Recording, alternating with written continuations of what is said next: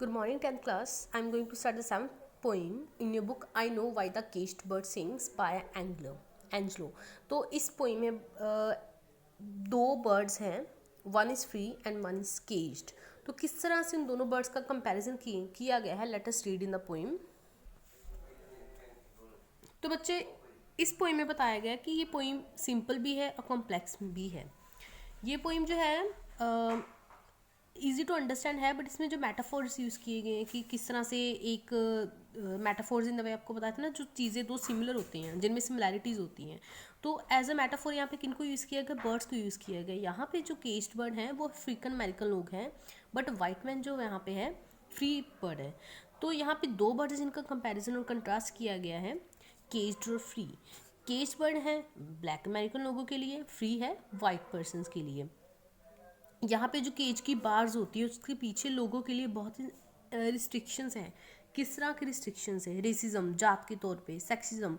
Sexism means जब हम किसी के सेक्स के अकॉर्डिंग किसी के साथ डिस्क्रिमिनेट होते हैं, जैसे कि वुमेन के साथ डिस्क्रिमिनेट होना. पावरलेसनेस ऑफ विक्टिम्स, वो कुछ जिसमें वो पावरलेसनेस, क्योंकि वो पावरलेस है, वो कुछ भी नहीं कर सकते इसमें. तो बट यहाँ पे जो उनकी इम्प्रिजमेंट है, जो उनको आज़ादी नहीं मिली, बट ये नेचुरल नहीं है, उनको किया गया है इस तरह से. उनको आज़ाद, उनके पर खुद काटे गए हैं. जैसे केज बर्ड को हम खुद कैद करके रखते हैं, वैसे ही उन लोगों को कैद करके रखा गया है, उनको बनाया गया है कैद. ये अननेचुरल है, दिस इज़ नॉट नेचुरल. तो किस तरह से जो वो केज्ड बर्ड हैं वो अपनी जो रिस्ट्रिक्शंस उन पर अप्लाई की गई हैं, तो उसको एक सॉन्ग के रूप में गाते हैं. अपनी जो फीलिंग्स हैं सॉन्ग के माध्यम से अपना वो सारा कुछ बयान करते हैं, जिसमें उन्होंने अपना struggle, self emission, self expression, किस तरह से अपनी वो आज़ादी चाहती है उस तरह को बताते हैं. तो बट इसमें जो फ्रीडम है, free bird is naturally envious in contrast. Obviously अगर एक बर्ड जो फ्री है दूसरा केज्ड है, तो जो केज्ड बर्ड है वो उससे थोड़ा एनवियस, थोड़ा जेलस फील करेगा, उसको दुख होगा कि मैं तो कैद हूँ बट ये आज़ाद है.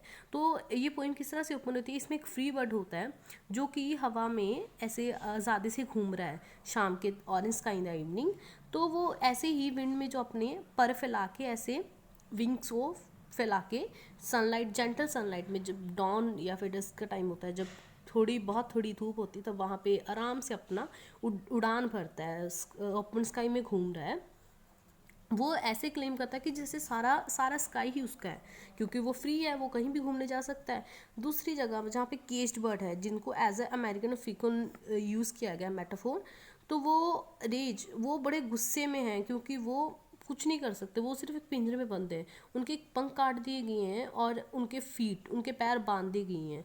उनकी कंडीशन इस तरह है कि वो एक स्काई का एक ग्लिम्स, एक झलक भी नहीं देख सकते.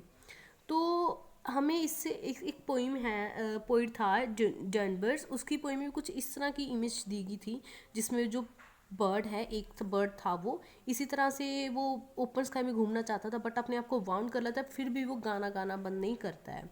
जो बार्स हैं, रिस्ट्रिक्शंस हैं, जो ज़्यादातर फिजिकल होती है नेचर में. हम ये एक फिजिकल थिंग है कि हमने बाहर से एक फिजिकली एक पर्सन को कैद करके रख दिया, बट हम उसकी मेंटालिटी को बंद नहीं कर सकते, हम उसके दिमाग को बंद नहीं कर सकते, उसकी फीलिंग्स को बंद नहीं कर सकते, उसके मन की आज़ादी को ख़त्म नहीं कर सकते. तो बट वो अपने मन की आज़ादी के अकॉर्डिंग अपने आप के लिए गाना गाता है. तो वो the song of the caged bird is headed far and wide. तो उसका जो गाना है दूर दूर तक सुनाई देता है. वो अपनी फीलिंग्स हैं उस सॉन्ग के ज़रिए गा के तो अपनी मेंटल फ्रीडम को इंजॉय करता है.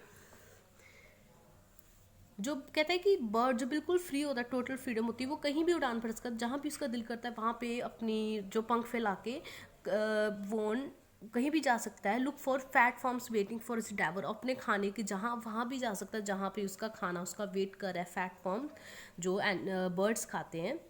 ही can claim the sky as his own, वो अपना उसका वो इस बात का दावा कर सकता है कि मीन्स वो क्लेम करता है कि सारा स्काई उसी का है.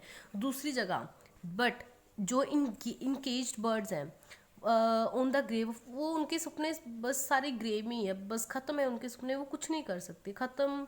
उनकी जो ज़िंदगी की सारी फ्रीडम है वो बस अभी केज्ड हो चुकी है. They can do nothing, but obviously उनको, जैसे मैंने पहले बताया, फिजिकली तो वो उनको कैद कर ले, बट मेंटली वो फ्रीड है, वो कुछ भी कर सकते हैं, मेंटली वो फ्री है.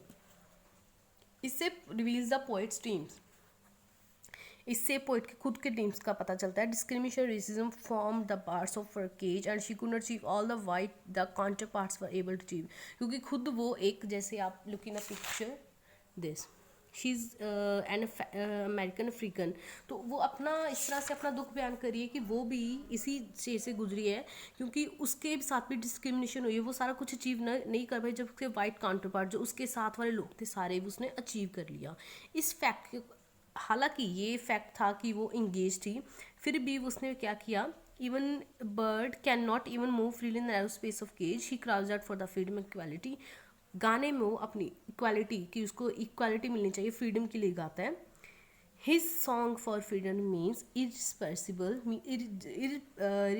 इरिप्रेसिबल होता है जिसको दबाया नहीं जा सकता, वो अपनी मेंटली, उसके मेंटालिटी को, उसके जो वो हुनर को दबा के नहीं रख सकते, उसको फिजिकली वो दबा के रखा जा सकता है। So this was all about the poem the freedom, the comparison between the two birds, one is cage and one is free, किस तरह से दोनों के मेंटालिटी में, दोनों के वो जो केज्ड बर्ड है किस तरह से अपनी फ्रीडम चाहता है, तो ये बताया गया इस पोइम में।